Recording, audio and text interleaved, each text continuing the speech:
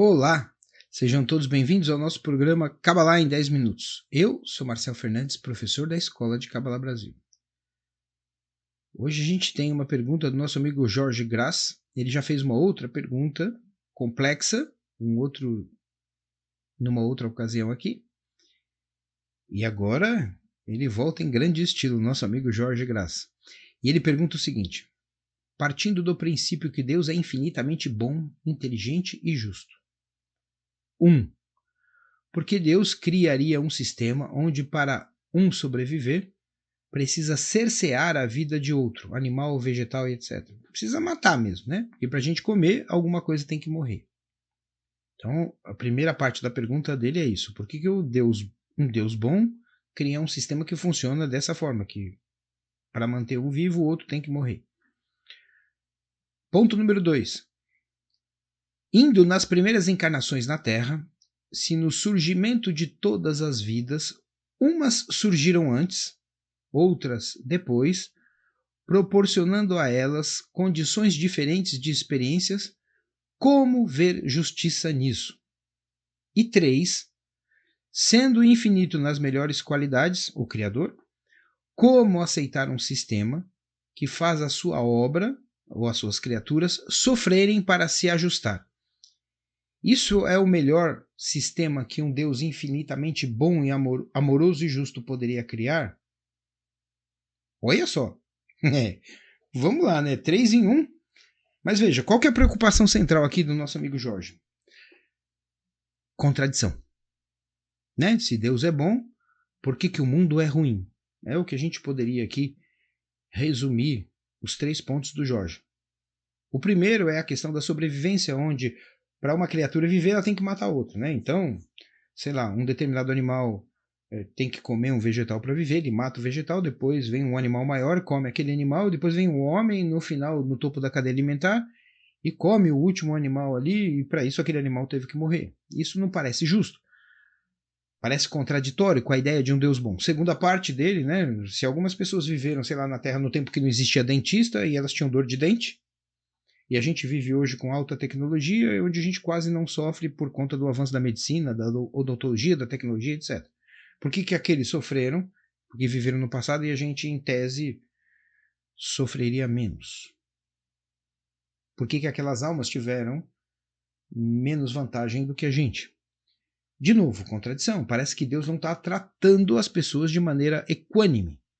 Terceira parte, se ele é realmente bom, esse sistema, que ele é o melhor que o próprio Deus poderia criar? Estão entendendo aqui o drama daquilo que o Jorge está trazendo, que é uma coisa muito, muito pertinente. Mas veja só, presta atenção aqui. Embora a pergunta do Jorge seja de grande complexidade e profundidade, eu vou tentar ser simples aqui, entre outras coisas, porque as pessoas não estão estudando Kabbalah. Entenda o seguinte, tudo parte da premissa. Primeira premissa aqui é a ideia que a gente tem aqui no Ocidente de que justiça significa igualdade. Né? Vejam, nos 3 pontos aqui do Jorge, né, por que um para viver mata o outro? Por que alguns viveram no passado onde a coisa era mais sofrida, sei lá, tinham que carregar água, buscar água longe, ir até um poço, e a gente tem água encanada e até aquecida? E por que o sistema todo é assim? Será que Deus não podia ter feito algo melhor, já que ele é infinitamente inteligente e bom? Né? A premissa aqui está errada no sentido de que a gente confunde a ideia de justiça com a ideia de igualdade. Uma coisa é isonomia. Né? Isonomia significa que você vai tratar de maneira digna igualmente todas as pessoas. A outra coisa é igualdade literal, e isso está errado. Entende aqui? A gente parte do princípio, né, de por que um tem que comer o outro para viver, né, por que um determinado ser tem que destruir a vida do outro para se manter vivo. A gente queria que todo mundo vivesse igual. Parece que aqui falta isonomia. Aqui a gente tem razão. Parece que a isonomia aqui está quebrada. Na segunda história, no segundo momento, por que alguns viveram no passado com mais sofrimento? Não é isonômico a coisa? Não sei. Será? Veja, alguma coisa foi construída aqui pelo ser humano que trouxe essa tecnologia que faz a gente viver um pouco melhor hoje. Isso não é parte do processo de desenvolvimento do próprio ser humano? Já vou explicar melhor o que eu estou querendo dizer com isso. E por que o sistema é assim? A ideia é que todo mundo, né, principalmente quando a gente olha aqui a terceira parte da pergunta do nosso amigo, é que o ideal seria que todos vivêssemos perfeitamente bem, felizes no paraíso, sem nenhum tipo de problema. E aí, quando eu digo que a questão da isonomia tem que ser separada da questão da igualdade, vamos pensar junto aqui para poder refletir sobre isso. Porque, veja, quando a gente tem essa premissa, a gente fica mesmo sem saída. Pensa aqui comigo o seguinte. Eu tenho uma filha. Imagina que você tem uma filha aí, que ela é um filho, uma filha que está em idade escolar. Essa criança não gosta de levantar cedo, mas ela tem que acordar cedo todo dia para ir à escola. Essa criança não gosta de escovar os dentes, mas mamãe e papai obrigam ela a escovar os dentes, mesmo contra a sua vontade. Papai e mamãe são tirânicos? Será que é justo que pai e mãe tenham poder e autoridade sobre os filhos? O que você acha? Se fosse isonômico, a criança estava perdida. Ou a experiência não seria adquirida.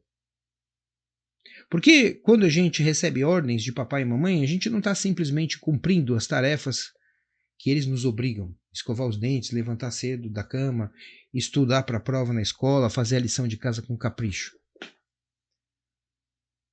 Os valores do nosso caráter estão sendo produzidos no momento da nossa obediência. Entende aqui? A nossa formação está acontecendo ali muito mais do que simplesmente cumprir tarefas. Então precisa ter essa disparidade. Segundo, se tudo fosse igual, não haveria movimento, não haveria processo. E seria tudo uma espécie de marasmo, monotonia, de uma tal maneira que seria deprimente. Para dar um dado aqui rápido, todo mundo assistiu Matrix, né? No filme 1, no momento em que o Morpheus está preso, e o Smith está explicando para ele, olha, em algum momento, uma das versões da Matrix era um mundo perfeito, onde não havia sofrimento, e vocês começaram a morrer. Então a gente teve que voltar e criar um mundo muito parecido com o fim da sua civilização, com o último momento de glória da civilização de vocês, porque assim parece real. Veja, se tudo fosse igual, o que a gente ia fazer da vida? Ficar pegando uva na parreira e comendo o dia inteiro, olhando para um lado, olhando para o outro? Ah, não, mas a gente poderia desenvolver a nossa intelectualidade. Pois é, meu amigo. Quando você começasse a desenvolver a sua intelectualidade, o camarada do lado talvez não tivesse o mesmo desejo que você, ou a mesma profundidade que você. E aí as diferenças iam começar a acontecer ali, o movimento ia começar lá. A única maneira de manter tudo igual é um ideário maluco, ideológico, que faria com que todas as pessoas seriam uniformizadas e nos tornaríamos todos robozinhos. Entende? As divergências são necessárias. Por último, toda a virtude é sempre construída em cima de um vício, em cima de uma malignidade ou de algum tipo de catástrofe. É uma afirmação pungente, mas é real. Veja, desde coisas simples, como, por exemplo, a ideia do perdão, já citei isso aqui muitas vezes. Se você acha que o perdão é uma virtude, né, você está falando aqui, Deus tem qualidades boas, superiores, então vamos pensar aqui, mais no nosso quintal aqui, mais na nossa cozinha, mais do nosso lado aqui. Se a gente quer realmente ser bom, se você quer ter, por exemplo, a capacidade de perdoar de verdade, você só pode exercer o seu perdão quando tiver alguém te aborrecendo ou te ferindo. Se ninguém ferir ou aborrecer você, o seu perdão não existe. Se você quer falar sobre a sinceridade só pode existir enquanto houver mentira ao redor, porque senão a gente não teria nenhum nome para a sinceridade. Se todos fôssemos sinceros o tempo todo, seríamos robôs programados para agir de uma determinada maneira sem a liberdade de fazer diferente. E dessa forma a gente seria mais morto do que vivo.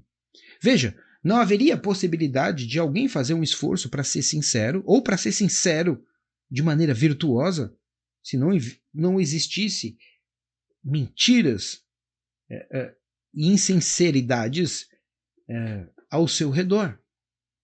Qual é o valor da pessoa sincera? É justamente porque é difícil ser sincero. Se você pensa que caridade é uma coisa boa, para que caridade existir, tem que existir o carente. Ah, mas eu prefiro então que não exista o carente, porque se não existir o carente, a caridade automaticamente cumpriu o seu papel. Se não existir o doente, a medicina, ou a saúde, ou a cura já não é mais necessária. O que vai sobrar no final? Nenhum tipo de movimento, nenhum tipo de avanço, nenhum tipo de vida. Pensa nisso, dá para a gente discutir isso muito mais longamente. Eu agradeço muito a sua pergunta, porque é muito importante. Mas pensa nisso, porque aqui uma porta se abre, quando a gente começa a romper com as premissas que a gente sempre teve, e é exatamente isso que a Cábala autêntica vai trazer para nós. Tá ok? Para quem quiser estudar e se aprofundar em tudo isso, tem sempre um link aqui na descrição do vídeo com alguma oportunidade para você começar a estudar com a gente. E, como sempre, deixe as suas perguntas na descrição desse vídeo. Vai lá agora e escreve. Não seja preguiçoso, porque se você deixar para depois, você não vai fazer sua pergunta. E eu tô aqui esperando por ela. Tá bom? Muito obrigado a todos vocês, especialmente ao nosso amigo Jorge Graça, que fez essa pergunta tão importante. E até o nosso próximo programa, Cábala em 10 minutos.